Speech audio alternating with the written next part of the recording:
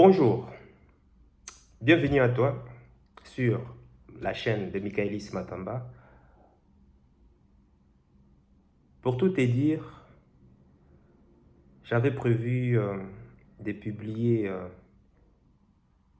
ma vision ou bien ma pensée ou bien mon opinion par rapport à l'affaire Pogba. Je me suis rendu compte que, en fait, au moment que j'étais en train de filmer, il n'y avait pas... J'ai appuyé play, je croyais que j'avais appuyé play, mais en réalité, je me suis aperçu que je n'avais rien appuyé. Donc, du coup, je ne faisais que parler sur le vent. Merde. Ça m'a découragé. Je me suis tombé KO. Mais bon, comme je me suis promis de pouvoir faire dans la mesure du possible au moins une vidéo par jour, du coup, on va aller comme à mon habitude, un peu sur de freestyle. Le but de cette chaîne, hein, la base même, parce qu'il y a plusieurs piliers de fondation, c'est surtout de retracer mes échecs et aussi de retracer les différents obstacles, challenges, situations que je traverse dans le business, dans mes choix de vie, dans mes investissements, mais aussi dans mes choix de partenaires. Enfin, ma partenaire actuelle avec qui je suis. Et je compte, j'espère que je vais rester avec la même. Mais il y a peu de temps, on a eu un embrouille. On s'embrouille, ouais.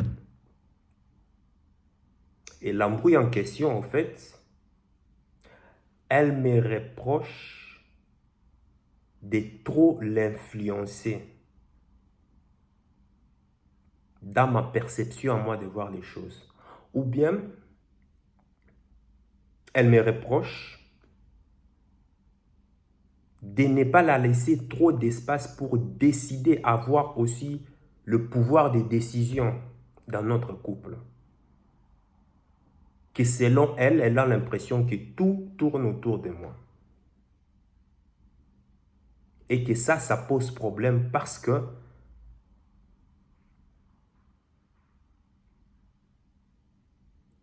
sur la plus grande partie de sa vie, elle a aussi pas mal construit des choses toute seule.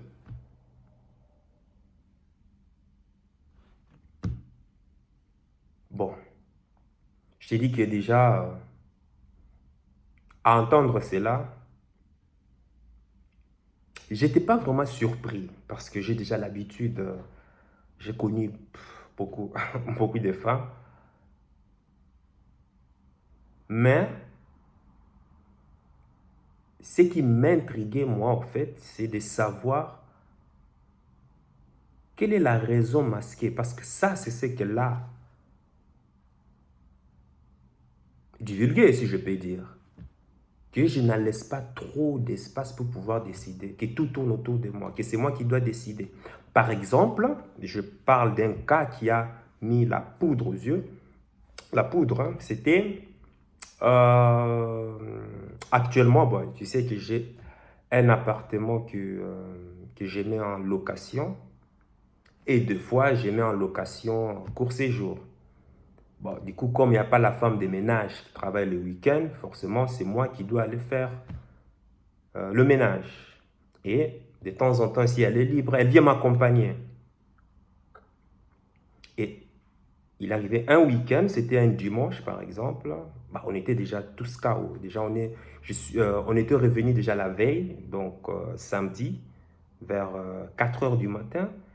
Il fallait dormir et puis s'élever le matin à 9 heures du temps et puis taper la route. Taper la route 1 heure du temps jusqu'à l'appartement dans le but de pouvoir faire le check-out, nettoyer et puis préparer l'appartement pour les nouveaux clients qui devraient s'amener à 15 heures.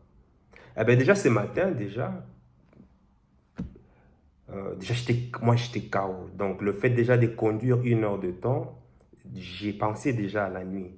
Si je dois conduire 1 heure de temps, je n'ai dormi que 3 heures de temps. Et je dois conduire 1 heure et demie. waouh, aller jusque-là, je serai à moitié endormi. Non, ça va être chaotique. Donc, du coup, je lui ai suggéré de venir avec moi. Enfin, suggéré. Enfin, je vais te dire comment ça s'est passé. Parce qu'elle a toujours l'habitude de m'accompagner. Et alors, ce dimanche-là, je la réveille. Je lui dis, hey, Spicy, on y va. On doit aller faire, il y a un check-in aujourd'hui, donc il faut aller faire le check-out et puis check-in et autres. Oh, je suis fatigué, j'ai pas assez dormi. J'ai dit, ben, moi aussi je suis fatigué, j'ai pas assez dormi. On y va. Oh non, j'ai quelque chose de prévu. J'ai dit non. Pourquoi? On avait toujours l'habitude d'aller ensemble. Et ici, là, ben, voilà, c'est comme si tu étais en train de te rétracter, quoi. Tu veux simplement te reposer ou quoi? Tu crois que moi, c'est facile pour moi? Alors, du coup, on lui dit que ce qu'elle doit faire, c'est important. Je dis, quoi, important? Ok, ça va. Bon, dis-moi, tu as de la visite aujourd'hui? Oh, non. Ok. Tu as des clients aujourd'hui qui doivent venir? Non. Ok. Ben, écoute, oh, moi, je dois nettoyer. Ben, justement, ok. Si tu dois nettoyer la maison, hein, l'autre appartement, si tu dois nettoyer la maison là où on se trouve ici, ben, ok. C'est dimanche. Les enfants sont en vacances. Tu n'as pas des personnes à recevoir. Tu n'as pas des clients à recevoir. Tu n'as pas quelque chose de spécial. Donc, je me dis, ce n'est pas urgent. Donc, viens avec moi, on va de l'autre côté. Point barre, c'est tout. Je n'ai même pas voulu continuer la suite. Et c'est comme ça on est parti. Voilà, et j'étais même fatigué. Heureusement qu'il y avait même une copilote à côté de moi parce que je suis sûr que si je prenais la route, j'allais être claqué. Et sans compter encore le programme qu'il allait avoir demain. Et sur la route, on a conduit, on est arrivé, on a nettoyé. C'est parti vite, hein, en 1 heure de temps. On a su nettoyer, passer la machine, tout et consort. Et c'était bon. Et pendant ce temps, je devrais aussi faire 2, 3 trucs à côté. Elle voulait retourner le plus vite possible dans le but de nettoyer. J'ai dit non, je n'ai pas encore fini, tu attends. Oh non, ben moi je dois aller, voilà comment ça se prendre la tête. Il n'y a que toi qui décides, par-ci, par-là. J'ai dit non, ce n'est pas que moi qui décide. J'ai simplement évalué. C'est important ce que tu voulais faire, nettoyer. Mais en analysant la situation, ce n'était pas urgent. Il y a des choses qui sont importantes, urgentes, hein, selon moi, et puis il y a des choses qui sont importantes, mais pas urgentes, ou soit pas importantes, mais urgentes, ou bien soit pas important et pas urgent. Donc moi, j'ai évalué, j'ai dit que ben voilà, c'était important, mais ce n'est pas urgent. De toute façon, on pourrait le faire après, plus tard. Ah ben voilà, tu décides de manière unilatérale sans pour autant me consulter. Ah, bref, c'était là le point de discorde. Et s'en est suivi des jours comme ça où, ben voilà, elle a râlé quelques jours, elle a râlé, elle a pris cet exemple pour retracer l'historique du passé et essayer de trouver des pépites, des anecdotes où je ne lui laissais pas le choix de pouvoir décider. Il n'y avait que moi qui influençait ses choix, ses décisions. Mais par après, j'ai dû prouver, j'ai dit, donne-moi des exemples. Elle m'a cité quelques exemples. Je lui ai prouvé, par exemple, que non, que ça n'a rien à voir avec t'es forcé à pouvoir faire quelque chose. Voilà, le mot qu'elle a dit forcé. J'ai dit non, je t'ai jamais forcé à faire quelque chose. Jamais. Et d'ailleurs, même, je le ferai jamais. Je t'ai toujours dit cela. Parce que, compte tenu de mes expériences passées, je ne le ferai jamais. Mais je sais que mon charisme, mon aura, mon énergie t'influence aussi. Et je lui ai cité, bon, elle m'a cité, oh, ben, par exemple, par rapport à ton business LR. LR Health and Beauty, parce que je suis aussi partenaire indépendant chez LR Health and Beauty. J'ai déjà expliqué ça dans une des vidéos. Ben, tu m'as forcé. J'ai dit forcé, je t'ai jamais forcé. nous nous sommes rencontrés, est-ce que je t'ai dit que non, non, non, non, tu dois aussi être client, tu dois aussi consommer, ce sont des bons produits, de bonne qualité, tu dois aussi faire du business. Est-ce que je t'ai forcé? Je t'ai jamais forcé. C'est toi-même qui as commencé à poser des questions. C'est toi-même qui as commencé à être curieuse. Ah tiens, vous avez aussi ça, est-ce que je peux essayer? Alors, dis-moi, en quoi est-ce que je t'ai forcé? Tu vois, restons pragmatiques, restons concrets. En quoi est-ce que je t'ai forcé? Rien. Elle est partie sur d'autres exemples.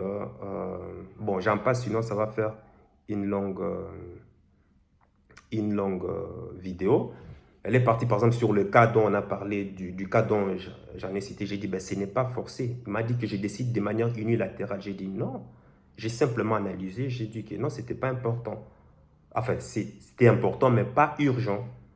Alors dans ces cas, ben, est-ce que tu m'as consulté d'abord? J'ai dit non, je ne t'ai pas consulté d'abord parce que si tu restais, bon, on avait toujours l'habitude de venir à deux. Donc, si moi, je suis fatigué, j'étais complètement claqué, il fallait quelqu'un à côté de moi. Et d'habitude, c'est moi qui conduis. Toi, pendant ce temps, toi, tu dors. Voilà. Donc, ça veut dire que si, même moi, si moi, j'allais tout seul, qu'est-ce qu'il allait arriver? Ben, je suis sûr que j'allais, me connaissant, ben, j'allais, une fois en roulant sur l'autoroute, sur l'heure de retour, j'allais me reposer quelque part pendant 30 minutes, 40 minutes. Donc, ça allait aussi me faire perdre du temps. Je sais comment je suis. Voilà pourquoi il me fallait quelqu'un. Bref, elle s'est servie de ça pour encore ajouter encore d'autres arguments, comme quoi qu'elle est aussi une femme, ben voilà, elle a bâti pas mal de choses toute seule, par-ci, par-là. Elle connaît bien sa vie, elle connaît bien comment est-ce que son organisme fonctionne, patati, patata, bref, tu connais, hein? Les femmes. J'ai dit, je n'en disconviens pas, mais sauf que cette fois-ci, nous vivons à deux. Et comme nous vivons à deux, forcément, il y a quelque part, on doit faire fi quelque part de nos libertés individuelles pour du collectif. Tu vois? Et elle me dit que ben justement, tu parles du collectif, mais c'est toi qui décides dans tout. J'ai dit, je n'ai jamais, enfin, décidé, oui, c'est moi qui décide.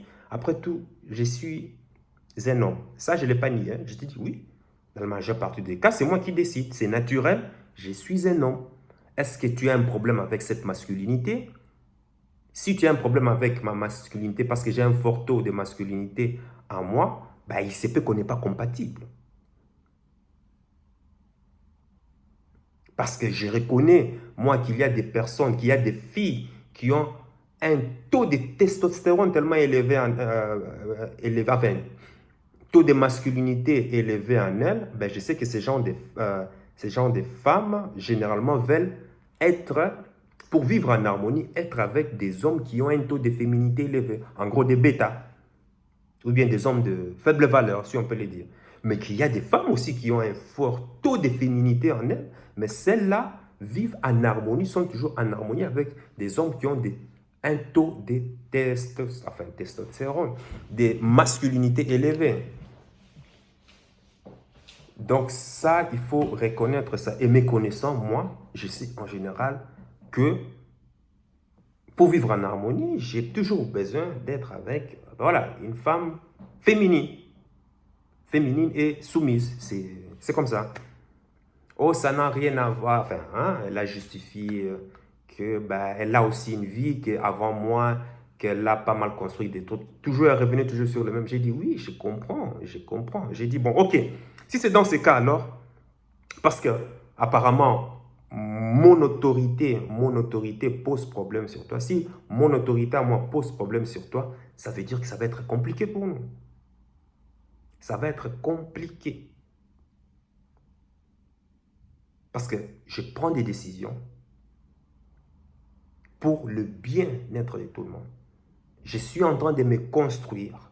Je suis en train de suivre les objectifs. Je suis en train de suivre les objectifs, mes rêves. Tu crois que c'est simplement pour moi? Non. Parce qu'une fois que je me réalise, moi, c'est toi aussi qui en bénéficieras. Les enfants aussi en bénéficieront. alors ne remets pas en cause mon autorité, ne remets pas en cause ma confiance.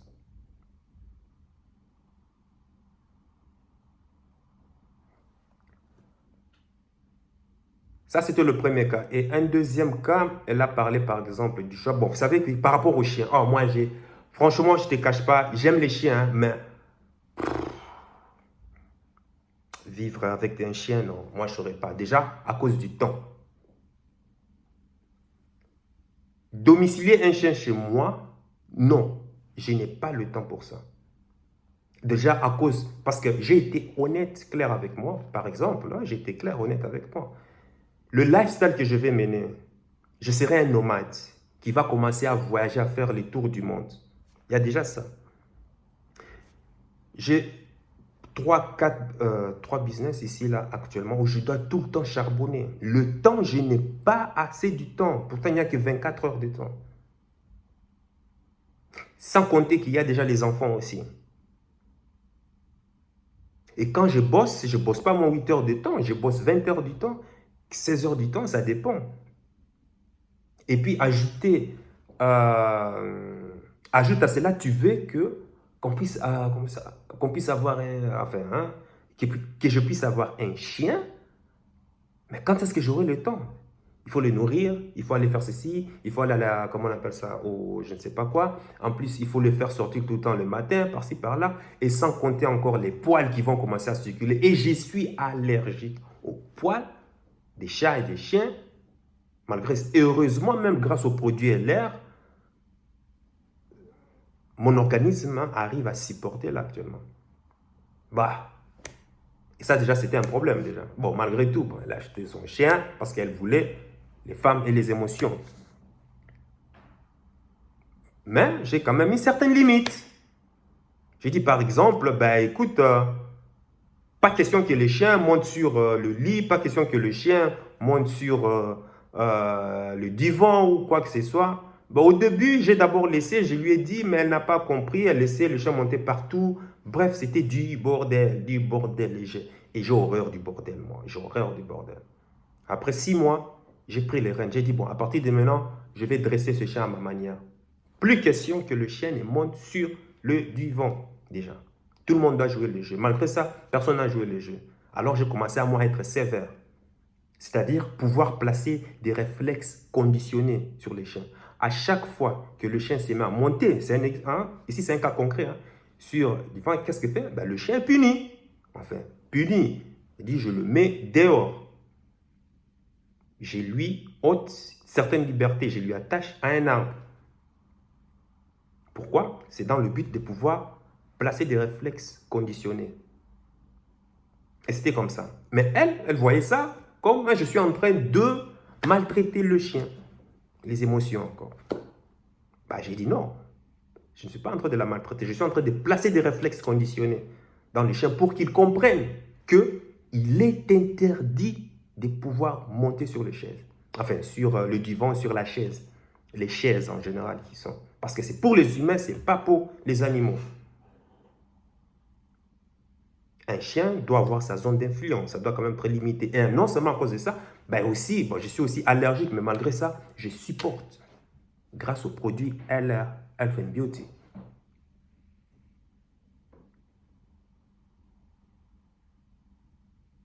Et là, ça a été un scandale. Ben, tu sais, par exemple, moi, ok, je comprends ce que tu veux dire, par-ci, par-là, à travers le chien, mais de la manière dont tu l'attaches et autres, c'est malheureux, par-ci, par-là. Bref, j'ai dit, on s'en fout. Je t'ai laissé pendant 6 mois. Il n'y a pas eu d'amélioration. Ah ben, cette fois-ci, c'est moi qui prends les rênes. Point barre, c'est tout. Voilà. Est-ce que j'étais forcé? Je suis venu lorsque tu as acheté le chien. Est-ce que je me suis dit, par exemple, que non, tu ne dois pas faire ceci, tu ne dois pas faire cela? Non, je n'ai rien fait. J'étais analysé d'abord. J'ai aperçu, ok, ça va, ta méthode c'était bien, maintenant on essaie la mienne. Et il y a du progrès, par-ci, par-là. Le chien qui était obèse, aujourd'hui avec moi, ma méthode, ma stratégie à moi, eh ben écoute, en quelques semaines, le chien, devenu normal. Un mois, je ne suis pas là, ben, le chien qui devient obèse. Pourquoi? Parce qu'on la laisse manger n'importe quoi, tu es consort, et puis ben voilà. J'ai dit, ben ça explique. Tu sais que la situation, le fait de voir les chiens obèses, ça exprime exactement ce que la maîtresse est aussi. Tu ne peux pas être forcément obèse physiquement, mais l'obésité intellectuelle, en fait. Ça, elle a mal pris, hein. Mais bon, ça, c'est autre chose. Ça, c'est un des cas.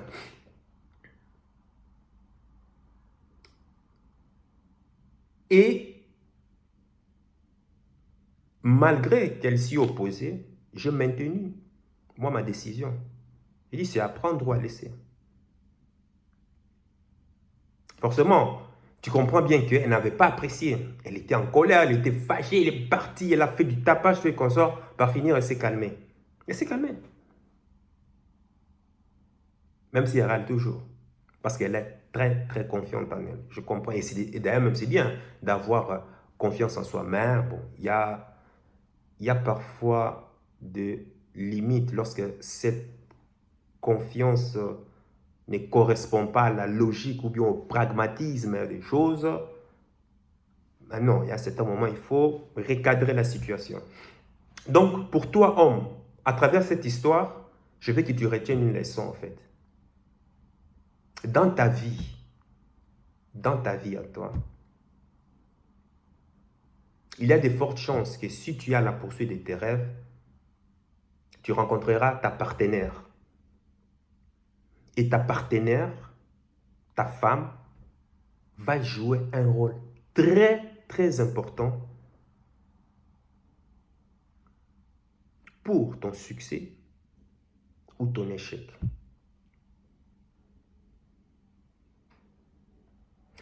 La femme joue un rôle très important pour ton succès ou ton échec. Mais si tu échoues, ça sera de ta faute à toi. Et si tu réussis, ça sera aussi grâce à toi. C'est de la manière dont tu vas la guider. En fait, la femme, c'est un peu comme une incubatrice. Ça s'est dit? Incubatrice. En fait, qu'est-ce que je veux dire par là? Quand tu lui donnes un sperme, elle te ramène un bébé. Avec beaucoup de responsabilités. Quand tu lui donnes un mot, elle te sort une phrase. Quand tu lui donnes une phrase, elle te sort un texte. un texte d'une page. Tu vois ce que je veux dire? Et quand tu lui donnes un texte d'une page, elle te ramène un livre. Elle te sort tout un livre. En fait, tu vois là où je vais en venir. C'est-à-dire, de la manière dont tu es en train de guider ta femme déterminera ta réussite ou ton échec par rapport à ce que tu vas implanter en elle. Donc, à cela, fais très, très attention. Surtout au début de ta relation. Et même si tu es déjà marié, mais ça va être difficile, rien n'empêche de pouvoir recadrer les choses, de revenir sur de bonnes bases, pendant qu'il est encore temps. Je sais que ça peut être difficile, je le sais, j'ai vécu en couple, j'ai beaucoup perdu moi, j'ai beaucoup dans mes anciennes relations, j'ai beaucoup perdu, j'ai perdu une maison, j'ai perdu un business, j'ai perdu, bref, j'en passe. Rien n'empêche, à partir du moment où tu vois que les choses ne sont plus à leur place, c'est à toi, l'homme, de pouvoir recadrer les choses. Elle va râler à l'instant T, elle va râler pendant quelques jours, mais elle te remerciera plus tard de lui avoir recadré. Parce que les émotions, des fois, font faire des choses en la femme qu'elles-mêmes ne savent même pas. Et ça, je parle sur toute catégorie de femmes, hein, parce qu'elle, déjà, c'est une intelligente. Hein. Ma copine, Très, très intelligente. Universitaire, diplômée, intelligente. Hein, donc, et crois-moi, expert en plus en psychologie, laisse tomber. Tout le temps, c'est du challenge tous les jours, quoi. Elle va râler dans son coin, mais elle te remerciera plus tard. Parce que c'est pas les hormones qui leur poussent à agir ainsi de manière émotionnelle. Bon, d'après la psychologie évolutionniste, c'est fait pour la... Comment on appelle ça? C'est la survie. J'en ai déjà expliqué ça quelque part ici. C'est pour la survie, en fait. Toi, homme, tu as un objectif de vie. Sois focus sur la ligne que tu as tracée, que tu as définie et qui va te conduire chaque jour, quotidiennement, à la réalisation progressive de tes objectifs. La femme essaiera 2 fois de te dire, oui, mais ton business ou ton travail est plus important que moi, par-ci, par-là. Quand tu entends ça, en fait, je parle ici des gens qui ne sont pas mariés, hein, qui sont en couple. Si tu entends ça, et que pendant ta relation, ta copine te dit cela, gars, il faut fuir. Une femme qui te dit que ton business, ton travail est plus important que moi, ça ne va pas aller. Ou ton projet, ou je ne sais pas moi. Enfin, on reste business, on ne parle pas de famille. Ton projet, quoi qu'il en soit, est plus important que moi, par-ci, par-là, ça ne va pas aller. Une femme qui râle sur ça, gars, il faut fuir. Fuir. Quand je dis fuir, il faut fuir. Si tu dois fuir plus vite que Usain Bolt, il faut fuir. Parce que pourquoi? Parce qu'au moment où tu vas rebrousser le chemin et que tu vas te conformer par rapport à ça, à ses plaintes, par rapport à son mécontentement, au moment où tu le fais, tu es mort. Quelques semaines plus tard, quelques mois plus tard, elle va te quitter. Et si elle ne te quitte pas, ou bien par intérêt, elle te manquera du respect. C'est dans sa nature. Maintenant, va comprendre pourquoi est-ce qu'elle le fait. J'en ai déjà expliqué dans une des vidéos. Ça s'explique dans la psychologie. Ça s'explique dans la biologie. Elles font parfois des choses qu'elles ne comprennent pas forcément.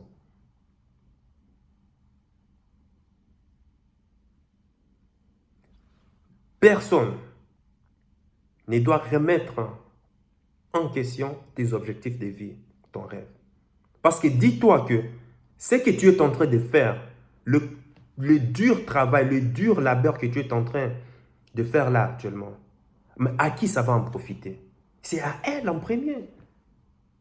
C'est à elle. Mais le problème est que la femme en général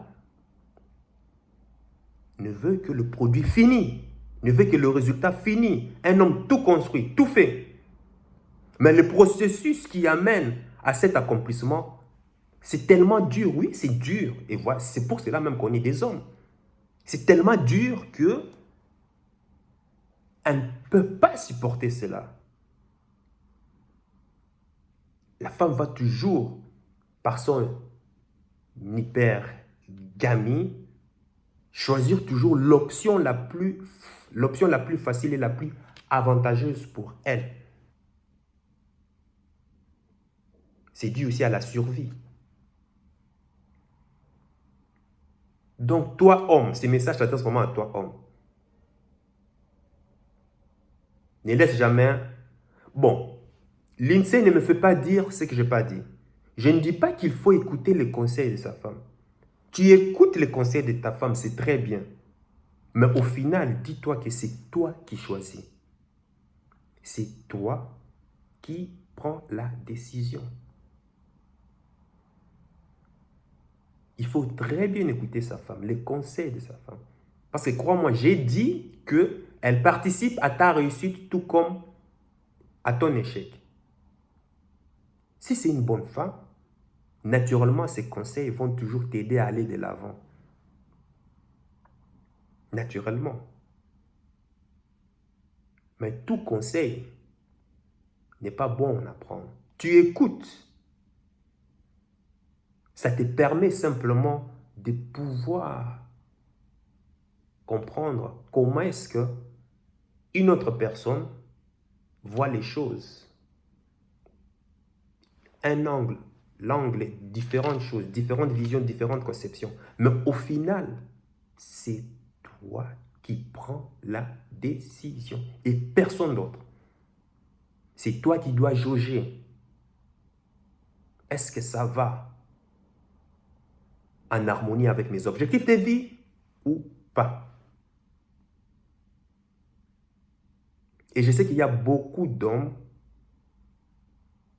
comme toi qui ne vont jamais remettre en question, recadrer leur copine ou bien leur femme dans le but de ne pas pouvoir la vexer. Mais crois-moi, le jour où tu le feras, tu auras peur ou bien tu te diras, ok, ça va, ok, je vais abandonner ça, maintenant je vais me consacrer qu'à toi. Elle te manquera du respect. Ça, c'est l'expérience. J'ai vécu cela. Elle te manquera du respect. Tu es ce que les Anglais appellent dead man walking. En fait, tu es déjà mort, mais tu ne le sais pas encore. Ça veut dire qu'elle te teste. Elle va toujours te tester là. Elle va voir, ok, bon, on essaie ici, c'est bon, ici elle a cédé, ok. Maintenant, je sais qu'ici elle a cédé et elle enregistre ça. Et plus tard, elle va encore revenir sur ces mêmes boutons, commencer encore à tester, ah, ici, je peux l'avoir comme ça. Et pas bon, où est-ce qu'encore ça peut bouger? Elle essaie encore, ah, ici, je vois que ça bouge, c'est faible ici, hein. Ok, elle prend, elle tourne encore. Ça sera toujours comme ça, en fait. Mais il y a aussi des théories, des explications qui expliquent ces comportements. Les Anglais appellent ça le she test.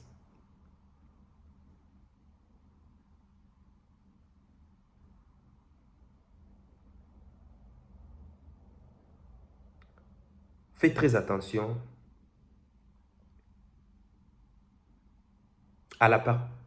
avec la partenaire avec qui tu vis. Ici, je m'adresse spécialement à toi, homme, qui a un rêve à accomplir, qui a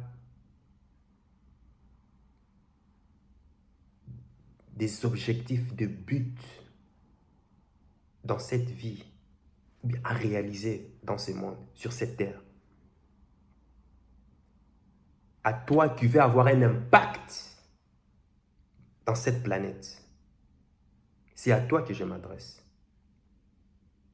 Maintenant, si tu es un homme, ben voilà, qui suit la routine, salaire, confort pénable, avec la sécurité, bon, là, tu n'as même pas... Bon, on connaît déjà ton sort. Hein. Ton sort, bon, on sait déjà.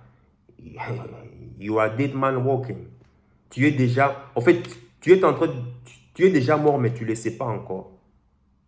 Et si tu es une femme qui dicte tes choix de vie, là, désolé. À moins que ça ne soit une femme qui naît avec toi juste parce que parce qu'elle a intérêt. Bon, de toute façon, les femmes choisissent les hommes de toute façon par intérêt, hein, ça, blague à part. En fait, toujours, tu es sa meilleure option. C'est toujours comme ça. La femme, en fait, après tout, mais quand j'y réfléchis même, c'est, en fait, elle est toujours gagnante dans tout, en fait. Une femme naturelle, enfin, une femme bien composée, bien constituée, choisira toujours sa meilleure option. Dans tout. Dans tout, elle regardera toujours la meilleure option. Comme je l'ai dit dans une de mes vidéos, tu ne verras jamais une reine ou une princesse aller prendre un paysan du village, un pauvre, pour en faire un roi ou un prince. Jamais, même dans les légendes. C'est toujours un roi ou un prince qui était capable de prendre une paysanne et en faire une reine ou une princesse.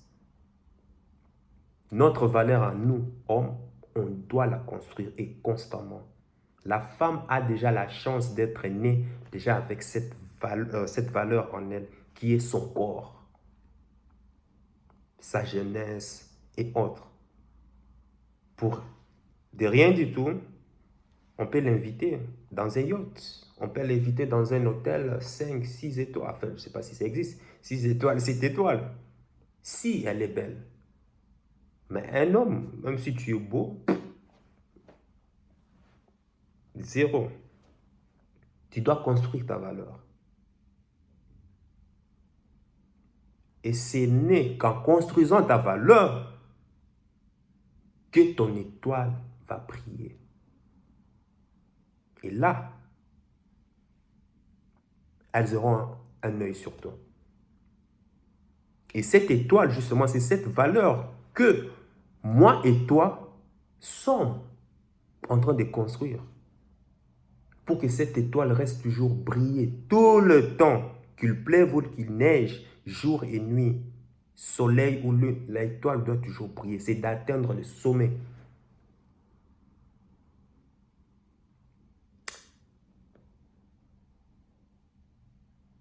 Que dire d'autre?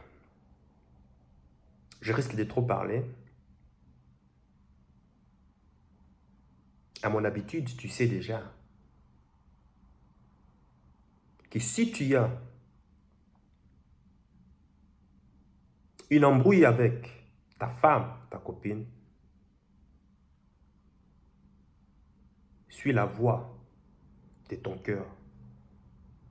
N'oublie pas, la priorité des priorités, c'est toi. Parce que si tu t'accomplis, elle sera la plus grande bénéficiaire, crois-moi.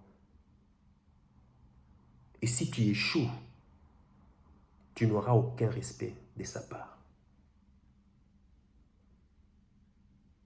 Donc, c'est toi la priorité. Suis la voix de ton cœur. Il connaît déjà le chemin. Et il sait déjà ce que ton cerveau essaie de comprendre. Porte-toi bien.